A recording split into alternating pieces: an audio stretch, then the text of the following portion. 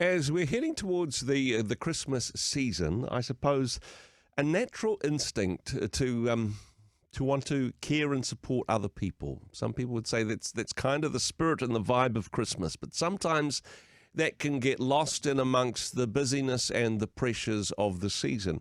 A wonderful organisation that does tremendous work in not just supporting people, but helping people to transform their lives in the communities that they're in is the Salvation Army. I'm joined on the program now by the head of the Social Policy and Parliamentary Unit of the Salvation Army, Dr. Bonnie Robinson. Bonnie, kia ora, thanks for your time today. Kia ora, thanks for having me. When it comes to, I suppose, people that are in difficult circumstances, let's get specific on this, because these are complex issues. There's complex needs involved, and as I mentioned before, and it's not just individuals, it's the whānau, the community that they are a part of, which adds to the complexity. But pushing past the statistics and wanting to look at some feedback that you've received from three individuals, three different programs and aspects of the work that the Salvation Army does.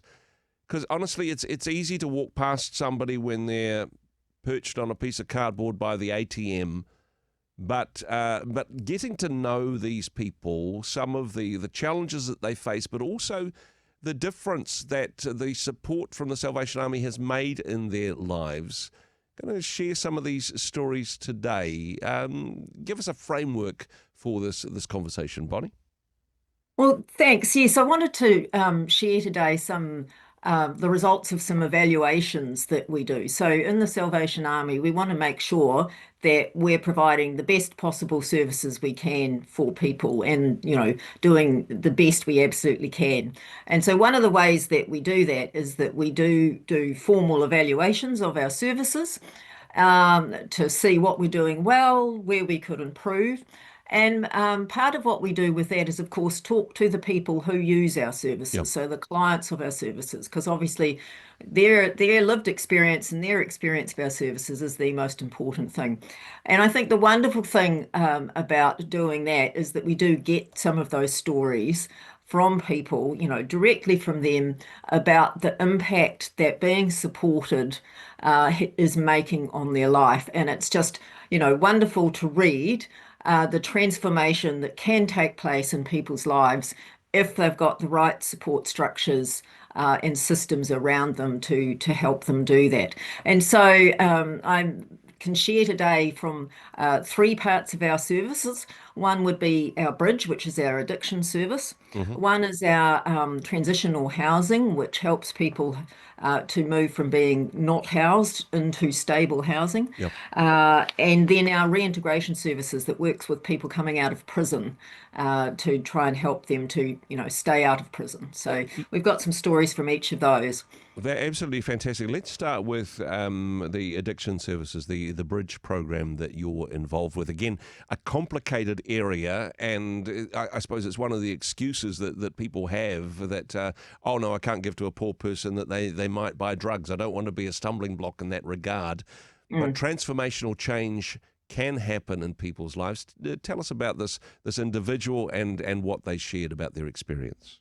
Well, there's several individuals Okay. in our story, and one of the things that someone said was, I had no self-esteem, my head was in a mess, but being in a group where I had to talk, it's really helped with my confidence. Wow. And you don't, when you think about addictions, I mean, you often think about it's people self-medicating for trauma, and Yep. it is. You don't realize that also people who have been struggling with addiction, they often really don't think well of themselves and Yep. they don't think that they can change. Um, and they need that support. And when they get that support, they discover that actually they can change, they Yep. can get confidence again, they can move on. I liked one that we got which said, I'm reducing, which means they're reducing their drinking, Mm-hmm. and I'm setting goals, what I want to work for on myself, and the program's helping me to see a better version of myself and how to achieve it. Wow. And it's that sense of people recapturing once they get away from the alcohol and the drugs, recapturing that sense of as we would say, as a Christian faith-based organization, who God intended that person Yeah. to be, Yeah. and they can rediscover that. But it does take support. Another one I really liked where they said, I've had to put a lot of things on hold and focus on recovery. I'm making plans for a life without alcohol and finding new ways to be, finding balance in my life and returning slowly to work. And I just think these are wonderful stories of people who've come in quite broken, um, who want to change but didn't know how to change. Mm. And what the addiction program does is to give people the structure and the framework and the support to make those changes. But we don't want to make this, rose-colored glasses. Yeah.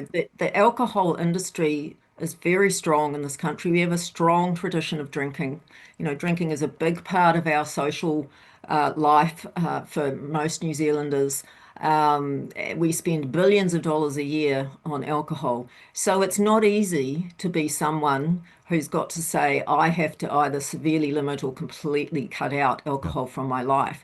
It takes a lot of support to go out into the community and live that kind of life. Okay. And, we spend $9 billion on the harm from alcohol in this country every year. Yeah. So I think that these stories of transformation are wonderful, but we need to support people individually, but we've also got to put the support into the community and to the policies so that alcohol does less harm, and there are ways to reduce the harm from alcohol, limiting its supply, limiting when we can buy it. And all of those things will help people like this who are Yeah. doing the hard work on themselves to be able to be successful. It's particularly challenging at this time of the year. As you say, it's a part of culture and it's a part of, I suppose, Christmas festivities in some Mm. ways, so challenging for many. Good to hear some positive reports there. And I also love the fact that this is people that are broken, that have a broken mirror in terms of the way in which they view themselves, that Mm. they feel trapped in this situation, but offering them hope, offering them an alternative version of themselves. So wonderful for that. Next up, wanting to focus on housing. And I mean, this again has many different facets for it. It's not just the rough sleepers and people who are literally homeless, although it does include that. But share some of the stories of people who have found hope in this challenging situation, Bonnie. Yeah, so one of the things that the Salvation Army does is provide sort of transitional housing, and that's typically for people, uh, often families, but all sorts of people who are not housed. They may have been housed in the past, they may have been in a private rental or even a public house, and for various reasons, they have not been able to sustain that tenancy. There can be many reasons for that. Some of them to do with the people themselves, sometimes to do with the circumstances they're in, mounting debts, all sorts of things. Yeah. And so they find themselves homeless.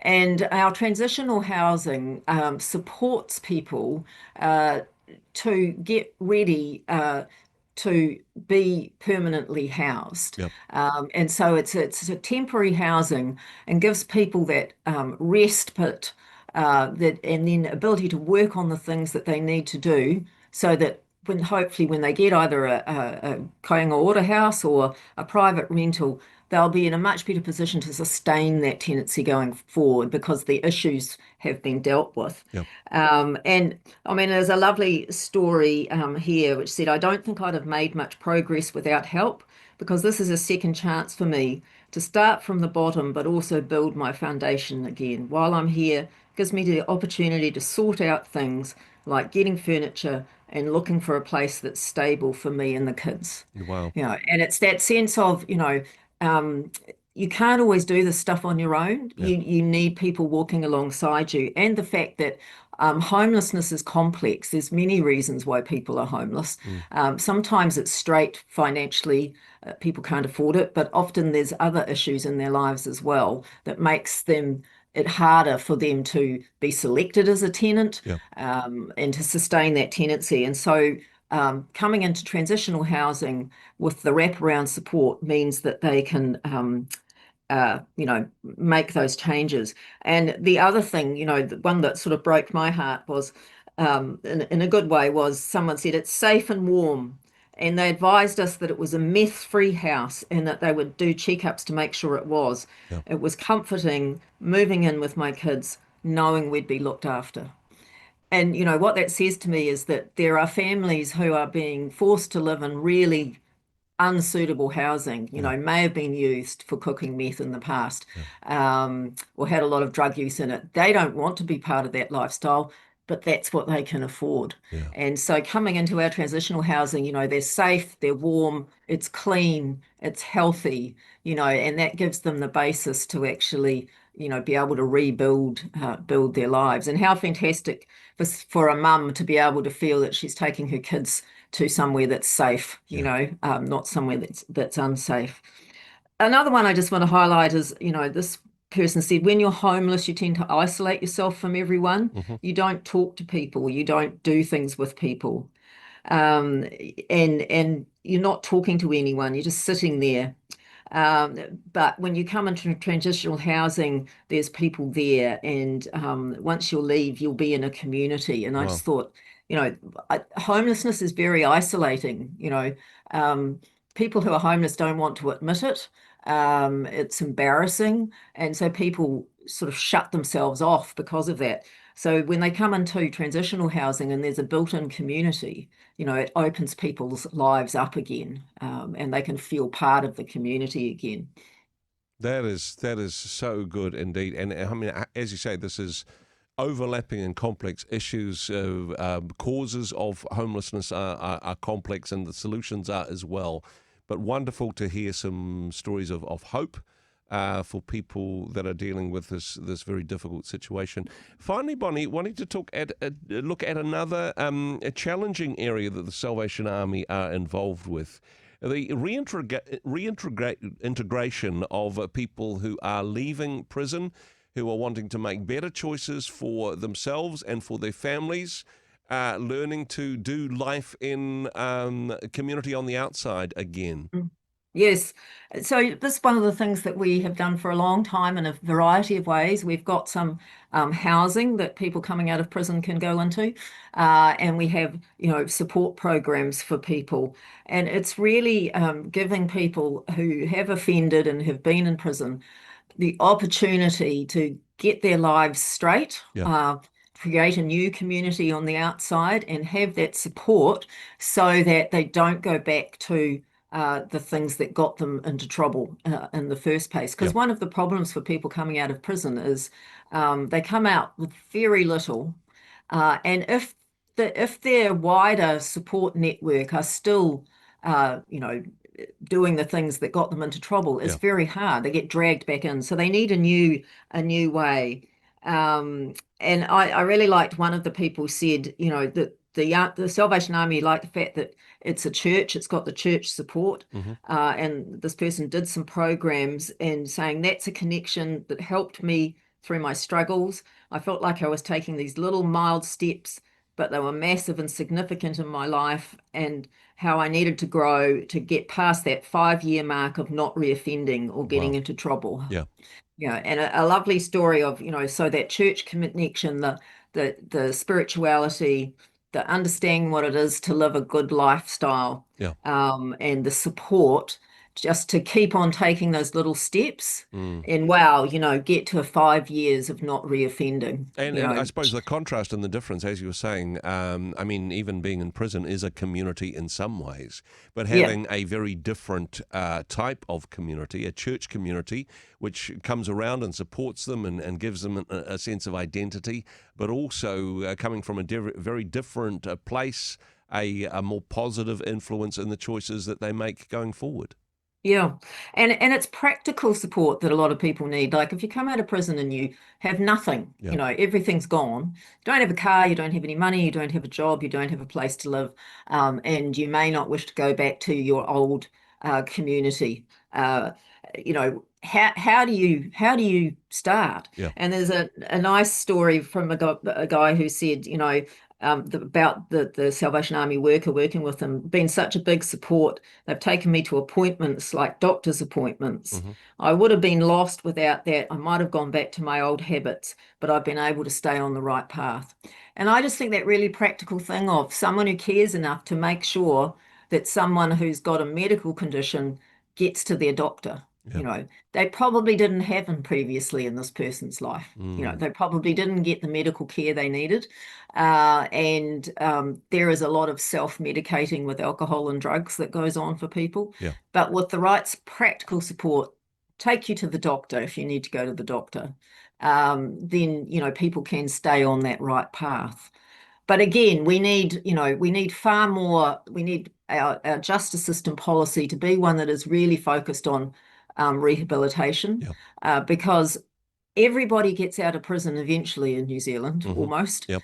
And if we don't have the right supports or enough of it, then people will reoffend, because what else is going to happen? But we can show that with the right support, if we can wrap around people, then people do have a chance of finding a different way of being. But we need much more of it. There's far too little support available. Bonnie, I really value and appreciate the work of the Salvation Army. These wonderful stories of hope from people who are in some very difficult circumstances, and I also love the fact that the Salvation Army is there with them in their homelessness and their addiction and getting out of prison and making sure they get to appointments and providing safe spaces for their children. But also, of course, the work that you do at the Social Policy Unit at the top of the cliff, making sure that we have the right support, the right policies in government and in social service agencies to help these people to not be in these difficult circumstances. Yeah. Of course, as we head towards Christmas, great to remember the work of the Salvation Army, salvationarmy.org.nz. But thanks, Bonnie, for what you do. Thanks for joining us. Thank you Very much for joining us in the Rhema studio. Thanks very much for watching the interview.